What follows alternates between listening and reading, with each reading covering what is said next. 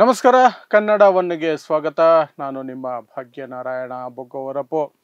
SIT ತನಿಖೆ ಧರ್ಮಸ್ಥಳದಲ್ಲಿ ದೊರಕಿರುವಂತಹ ಅಥವಾ ಹೂತಿಡಲಾಗಿದೆ ಅನ್ನುವಂತಹ ನೂರಾರು ಹೆಣಗಳ ಕುರಿತಾಗಿ ನಡೀತಾ ಇರುವಂತಹ ತನಿಖೆಯಲ್ಲಿ ಬಹಳ ಮುಖ್ಯವಾದಂತಹ ಬೆಳವಣಿಗೆಗಳು ಪ್ರತಿದಿನ ನಡೀತಿದ್ದಾವೆ. ನಿಮಗೆ ಪ್ರತಿದಿನವೂ ಸಹ ಅದರ ಬಗ್ಗೆ ಅಪ್ಡೇಟ್ಗಳನ್ನು ಕೊಡ್ತಾನೆ ಇದ್ದೀನಿ. ಇವತ್ತಿನ ಅಪ್ಡೇಟ್ಗಳಲ್ಲಿ ಬಹಳ ಮುಖ್ಯವಾದ್ದು ಅಂದರೆ ಧರ್ಮಸ್ಥಳ ಗ್ರಾಮ ಪಂಚಾಯಿತಿಯ 4 ಮಾಜಿ ಅಧ್ಯಕ್ಷರನ್ನ ಕರೆದು SIT ಡ್ರಿಲ್ ಮಾಡಿದೆ. ಅದರಲ್ಲಿ ಸಾಕಷ್ಟು ಲೋಪದೋಷಗಳು ಕಂಡು ಬಂದಿದ್ದಾವೆ. ಯಾವುದರಲ್ಲಿ? ಈ UDR ಇದೆಯಲ್ಲ, ಅನ್ಯಾಚುರಲ್ ಡೆತ್ಸ್ ರಿಪೋರ್ಟ್ ಅಂತ, ಸುಮಾರು 460ಕ್ಕಿಂತ ಹೆಚ್ಚು ಹೆಣಗಳು ಈ ಅವಧಿಯಲ್ಲಿ ಕಳೆದ 20-25 ವರ್ಷಗಳ ಅವಧಿಯಲ್ಲಿ ಏನು ರೆಕಾರ್ಡ್ ಆಗಿದ್ದಾವೆ ಗ್ರಾಮ ಪಂಚಾಯಿತಿ ಕಚೇರಿ ದಾಖಲೆಗಳಲ್ಲಿ, ಅವುಗಳನ್ನ ಹೂತಿದ್ದು ಯಾರು, ಯಾವ ಸನ್ನಿವೇಶದಲ್ಲಿ, ಹೇಗೆ, ಮತ್ತು ಬೆಳಗ್ಗೆ ಸಿಕ್ಕ ಹೆಣವನ್ನ ಸಂಜೆಯ ಒಳಗೆ ಅನಾಥ ಹೆಣ ಅಂತ ಯಾವ ಆಧಾರದ ಮೇಲೆ ನೀವು ಒಂದು ನಿರ್ಧಾರಕ್ಕೆ ಬಂದ್ರಿ, ಯಾರ ಕೈಯಲ್ಲಿ ಹೋಲಿಸಿದ್ರಿ, ಈ ಎಲ್ಲವನ್ನು ಸಹ ಡ್ರಿಲ್ ಮಾಡೋದಕ್ಕೆ 4 ಜನ, ಆ 4 ಜನರ ಹೆಸರು ಕೇಶವ್ ಬಿಳಾಲ್, ಪ್ರಭಾಕರ ಪೂಜಾರಿ, ಗೀತಾ ಮತ್ತು ಚಂದನ್ ಪೂಜಾರಿ ಅನ್ನುವಂತಹ 4 ಜನ ಮಾಜಿ ಗ್ರಾಮ ಪಂಚಾಯತ್ ಅಧ್ಯಕ್ಷರುಗಳನ್ನ ಕರೆದು SIT ಅವರು ತನಿಖೆಯನ್ನು ಅವರನ್ನ ಒಂದಷ್ಟು ವಿಚಾರಣೆ ಮಾಡಿದ್ದಾರೆ. ದೊಡ್ಡ ಮಟ್ಟದಲ್ಲೇ ವಿಚಾರಣೆ ನಡೆಸಿದ್ದಾರೆ.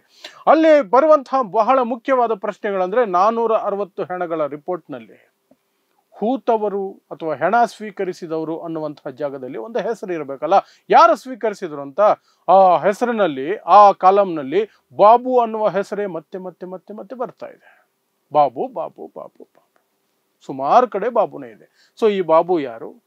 ಆ ಬಾಬುನೇ ಯಾಕೆ ಅಷ್ಟೊಂದು ಹೆಣಗಳನ್ನ ಸ್ವೀಕರಿಸ್ತಿದ್ದ? ಅದು ಅಲ್ಲದೆ ಬೆಳಗ್ಗೆ ಸಿಕ್ಕ ಹೆಣವನ್ನ ಸಂಜೆ ಒಳಗೆ ಯಾವ ಆಧಾರದ ಮೇಲೆ? ಇದು ಅನಾಥ ಹೆಣ, ಯಾರು ಬರೋದಿಲ್ಲ, ನೀವು ಯಾರಾದ್ರೂ ಊತ ಹಾಕಬೇಕು ಅಂತ ಇವರೇ ನಿರ್ಧಾರಕ್ಕೆ ಬರೋದು, ಯಾವ ಆಧಾರದ ಮೇಲೆ ಅನ್ನೋದನ್ನು ಸಹ ಅವರು SIT ಅವರು ಈಗ ದೊಡ್ಡ ಮಟ್ಟದಲ್ಲಿ ತನಿಖೆ ಮಾಡ್ತಿದ್ದಾರೆ. ಅದರ ಭಾಗವಾಗಿ ಈ 4 ಜನರನ್ನ ಇವತ್ತು ಡ್ರಿಲ್ ಮಾಡಿದ್ದಾರೆ ಅನ್ನುವಂತಹ ಮಾಹಿತಿ ಬರ್ತಾ ಇದೆ.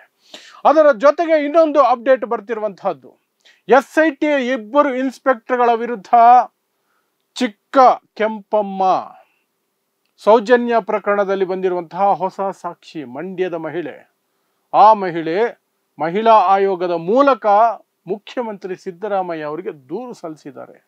2 SIT ಇನ್ಸ್ಪೆಕ್ಟರ್ಗಳು ನನಗೆ ಬೆದರಿಕೆ ಹಾಕ್ತಿದ್ದಾರೆ, ಬೆದರಿಕೆ ವಿಚಾರಣೆ ಹೆಸರಿನಲ್ಲಿ ನನ್ನನ್ನು ಬೆದರಿಸಿದ್ದಾರೆ, ನನ್ನ ಜೊತೆ ತುಂಬಾ ಕೆಟ್ಟದಾಗಿ ನಡ್ಕೊಂಡಿದ್ದಾರೆ, ಅವಮರ್ಯಾದೆಯಿಂದ ನಡ್ಕೊಂಡಿದ್ದಾರೆ, ಆ ರೀತಿಯಾದಂತಹ ದೂರನ್ನ ಅವ್ರು ಕೊಟ್ಟಿದ್ದಾರೆ. ಯಾರ 2 ಇನ್ಸ್ಪೆಕ್ಟರ್ ಅಂದ್ರೆ, ಒಂದು ಮಂಜುನಾಥ್ ಗೌಡ, ಇನ್ನೊಂದು ಸುಹಾಸ್ ಅನ್ನುವಂತಹ ವ್ಯಕ್ತಿಗಳು ಅಂತ 2 ಇನ್ಸ್ಪೆಕ್ಟರ್ಗಳು.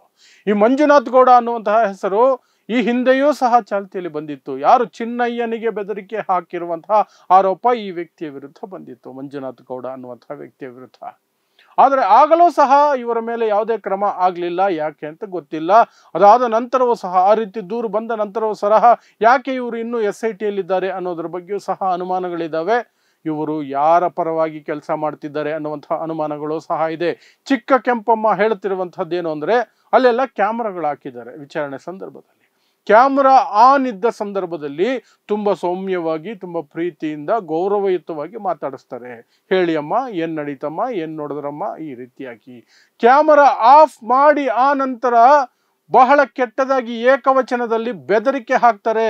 ನೀನು ಯಾರ ವಿರುದ್ಧ ದೂರು ಕೊಡಕ್ಕೆ ಬಂದಿದ್ಯಾ ಗೊತ್ತಾ, ಏನ್ ಅನ್ಕೊಂಡಿದ್ಯಾ ನೀನು, ಈಗೆಲ್ಲ ಮಾತಾಡ್ತಾರೆ. ಮಧ್ಯಾಹ್ನದ ಊಟವನ್ನ, ಸುಮಾರು 7-8 ಗಂಟೆಗಳ ತನಿಖೆಯ ಸಂದರ್ಭದಲ್ಲಿ ಮಧ್ಯಾಹ್ನದ ಊಟವನ್ನ ಬಿಸಾಕಿದ್ರು, ತಂದು ಯಾವುದೋ ಒಂದು ಪ್ಲೇಟಲ್ಲಿ ತಂದು. ಅಷ್ಟು ತುಚ್ಛವಾಗಿ ನಡ್ಕೊಂಡ್ರು. ನಾನು ಆ ಊಟವನ್ನು ಸಹ ಮುಟ್ಲಿಲ್ಲ.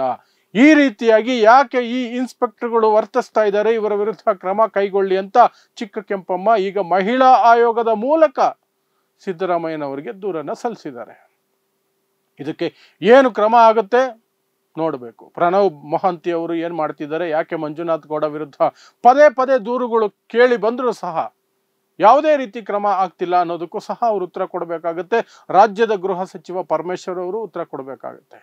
ಬೇಗ ಬೇಗ ಮುಗಿಸಿ ಬಿಡ್ತೀವಿ SIT ನ ಅಂತ ಹೇಳೋದಲ್ಲ ಪರಮೇಶ್ವರ್ ಅವರೇ. ಈ ರೀತಿ ವ್ಯಕ್ತಿಗಳು ಮಾಡ್ತಿರುವಂತಹದ್ರ ಬಗ್ಗೆ ನೀವು ತನಿಖೆ ಮಾಡಬೇಕು, ಕ್ರಮ ಕೈಗೊಳ್ಳಬೇಕು. ಸುಮ್ಮನೆ ಯಾವುದೋ ಭಕ್ತಿಯಲ್ಲಿ ಮುಳುಗಿ ನೀವು ನಿಮ್ಮ ವೈಯಕ್ತಿಕ ಭಕ್ತಿಗೆ ಒಂದು ಇಡೀ ತನಿಖೆಯನ್ನ, ಒಂದು ಇಡೀ ರಾಜ್ಯ ಕಾಯ್ತಾ ಇರುವಂತಹ ತನಿಖೆಯನ್ನ ಹಳ್ಳ ಹಿಡಿಯೋದನ್ನ ನೋಡ್ತಾ ಇರೋದಕ್ಕೆ ಸಾಧ್ಯ ಇಲ್ಲ. ನೀವು ಮುಂದೆ ಬಂದು ಕ್ರಮ ಕೈಗೊಳ್ಳಬೇಕಾಗತ್ತೆ. ಮುಖ್ಯಮಂತ್ರಿಗಳು ನಿರ್ದೇಶನ ಕೊಡಬೇಕಾಗತ್ತೆ. ಯಾಕಂದ್ರೆ ಮುಖ್ಯಮಂತ್ರಿಗಳಿಗೆ ಹೋಗಿರೋದು ದೂರ, ಈಗ ಅದು ಆಗಬೇಕಾಗತ್ತೆ. ನೋಡೋಣ ಮುಂದಿನ ದಿನಗಳಲ್ಲಾದರೂ ಸುಧಾರಿಸುತ್ತಾ ಇಲ್ಲ ಹಾಗೆ ಆಗುತ್ತಂತ. ಈ ನಡುವೆ ಇನ್ನೊಂದು ವಾರದ ಒಳಗೆ SIT ಮುಗಿದು ಹೋಗುತ್ತೆ, SIT ತನಿಖೆ ಖಲಾಸ್ ಅಂತ ಒಂದಷ್ಟು ಜನ ಹಗಲು ಗನಸು ಕಾಣ್ತಾ ವಿಡಿಯೋಗಳನ್ನು ಮಾಡಿಕೊಂಡು ಖುಷಿ ಪಡ್ತಿದ್ದಾರೆ. ಯಾರು ಇವರು ಅಂದರೆ ಎಂಜಲು ಮಾಧ್ಯಮಗಳು ಮತ್ತು ಎಂಜಲು ಮಾಧ್ಯಮಗಳಲ್ಲಿ ಬೊಗಳ್ತಾ ಇರುವಂತಹ ಒಂದಷ್ಟು ಎಂಜಲು ತಿಂದಿರುವಂತಹ ವ್ಯಕ್ತಿಗಳು. ಯಾರಿಂದ ಎಂಜಲು ತಿಂದಿದ್ದಾರೆ ನಿಮಗೆ ಗೊತ್ತೇ ಇದೆ. ಯಾರಿಂದ ಅವರಿಗೆ ಫೀಡ್ ಆಗುತ್ತೆ ಈ ಎಂಜಲು ಮಾಧ್ಯಮಗಳಿಗೆ ಮತ್ತು ಎಂಜಲು ಒಂದಷ್ಟು ಸೋ ಕಾಲ್ಡ್ ಪತ್ರಕರ್ತರು ಅಂತ ಹೇಳ್ಕೊಂಡು ಯೂಟ್ಯೂಬ್ ಚಾನಲ್ಗಳನ್ನು ನಡೆಸ್ಕೊಂಡು ಅಥವಾ ಮೇನ್ ಸ್ಟ್ರೀಮ್ ಮೀಡಿಯಾದಲ್ಲಿ ಕೂತ್ಕೊಂಡು ಸುಳ್ಳು ಬೊಗಳ್ತಾ ಇದ್ದಾರಲ್ಲ, ಈ ರೇಪಿಸ್ಟ್ಗಳು, ಅನಾಚಾರಿಗಳು, ಅತ್ಯಾಚಾರಿಗಳು, ಕೊಲೆಗಡಕರ ಪರವಾಗಿ ಯಾವುದೇ ತನಿಖೆ ಆಗಬಾರದು ಅನ್ನುವ ವಾದವನ್ನು ಮಂಡಿಸ್ತಾ ಇದ್ದಾರಲ್ಲ ಅಂಥವರು, ಅವರೆಲ್ಲ ಏನೋ ಒಂದು ಸ್ಟೇಟ್ಮೆಂಟ್ಗಳನ್ನು ಕೊಟ್ಕೊಂಡು ಖುಷಿ ಪಡ್ತಾವ್ರೆ. ಇನ್ನೊಂದು ವಾರ ಅಷ್ಟೇ ಎಲ್ಲ ಮುಗಿದ, ಕ್ಲೀನ್ ಚಿಟ್, ಏನೂ ಆಗಿಲ್ಲ ಧರ್ಮಸ್ಥಳದಲ್ಲಿ ಅಂತ. ಯಾಕೆಂದರೆ ವೀರೇಂದ್ರ ಹೆಗ್ಗಡೆ ಅವರೇ ಮೊನ್ನೆ ಪ್ರೆಸ್ ಕಾನ್ಫರೆನ್ಸ್ ಮಾಡಿ ಅದೇ ಹೇಳಿಕೆಯನ್ನು ಕೊಟ್ಟರು. ಈ ತನಿಖೆ ನಮಗೆ ತುಂಬ ರಿಲೀಫ್ ಕೊಟ್ಟಿದೆ. ನಾನು ಸರ್ಕಾರಕ್ಕೆ ಧನ್ಯವಾದಗಳನ್ನು ಅರ್ಪಿಸ್ತೀನಿ. ನಿಮ್ಗೆ ಅರ್ಥ ಆಗುತ್ತೆ ಅಂತ ಅನ್ಕೊಂಡಿದ್ದೀನಿ. ಬಟ್ SIT ಏನು ಮಾಡ್ತಿದೆ ಯಾರಿಗೂ ಗೊತ್ತಿಲ್ಲ. ಯಾಕಂದರೆ ಅಲ್ಲಿರುವ ಅಧಿಕಾರಿಗಳಲ್ಲಿ ಎಲ್ಲರೂ, ಆಲ್ಮೋಸ್ಟ್ ಎಲ್ಲರೂ, ಇವರಿಬ್ಬರ ಹೆಸರೇನೋ ಕೆಟ್ಟದಾಗಿ ಬರ್ತಿದೆ. ಉಳಿದಂತೆ ಎಲ್ಲರೂ ಸಹ ಖಡಕ್ ಆಫೀಸರ್ಗಳು ಅನ್ನುವಂಥ ಹಿಸ್ಟ್ರಿ ಇದೆ, ಅವ್ರಿಗೆ ಒಂದು ಇತಿಹಾಸ ಇದೆ. ಅವ್ರು ಯಾವ ಕಡೆ ಕರ್ಕೊಂಡು ಹೋಗ್ತಾರೆ ತನಿಖೆನ, ಅವರ ಹಳ್ಳ ಹಿಡಿಯೋದಕ್ಕೆ ಬಿಡ್ತಾರಾ? ಅದು ಅಷ್ಟು ಸುಲಭಕ್ಕೆ ಬಿಡಲ್ಲ ಅಂತ ಅನಿಸುತ್ತೆ. ಸೊ ಕಾದು ನೋಡೋಣ ಏನಾಗುತ್ತೆ ಅಂತ. ಆದರೆ ಈ ಒಂದು ವಾರದಲ್ಲಿ ಎಲ್ಲ ಮುಗಿದೋಯ್ತು, ಡೋಂಟ್ ವರಿ, ಆರೋಪ ಮಾಡಿದವರೆಲ್ಲ ಜೈಲಲ್ಲಿ ಇರ್ತಾರೆ ಅಂತ ಹೇಳ್ಕೊಂಡು ಓಡಾಡ್ತಿರುವಂತಹ ಎಂಜಲು ತಿಂದಿರುವಂತಹ ಒಂದಷ್ಟು ವ್ಯಕ್ತಿಗಳ ಬಗ್ಗೆ, ಮಾಧ್ಯಮಗಳ ಬಗ್ಗೆ ನೀವು ತಲೆ ಕೆಡಿಸ್ಕೊಳ್ಳೋ ಅವಶ್ಯಕತೆ ಇಲ್ಲ. ಆ ರೀತಿ ಏನೂ ಆಗ್ತಿಲ್ಲ. SIT ತನಿಖೆ ಇನ್ನೂ ಬಹಳ ದೊಡ್ಡದಿದೆ, ಬಹಳ ದೂರ ಹೋಗೋದಿದೆ. ಯಾಕಂದರೆ ಈಗಿನ್ನೂ ಆರಂಭದ ಹಂತದಲ್ಲೇ ಇದೆ. ಇನ್ನೂ ಸಹ ಬಂಗ್ಲೆಗುಡ್ಡೆಯಲ್ಲಿ ಮತ್ತೆ ಉತ್ಖನನ ಮಾಡೋದಕ್ಕೆ SIT ಸಿದ್ಧತೆ ಮಾಡಿಕೊಳ್ತಿದೆ ಅನ್ನುವ ಮಾಹಿತಿಯೂ ಸಹ ಬರ್ತಿದೆ. ಅಷ್ಟು ಮಾತ್ರ ಹೇಳಬಲ್ಲೆ, ಅಷ್ಟೇ. ಸೊ ನೋಡ್ತಾ ಇರಿ ಸಮ ಸಮಾಜಕ್ಕಾಗಿ ಕನ್ನಡ 1 ನ್ಯೂಸ್. ನಮಸ್ಕಾರ.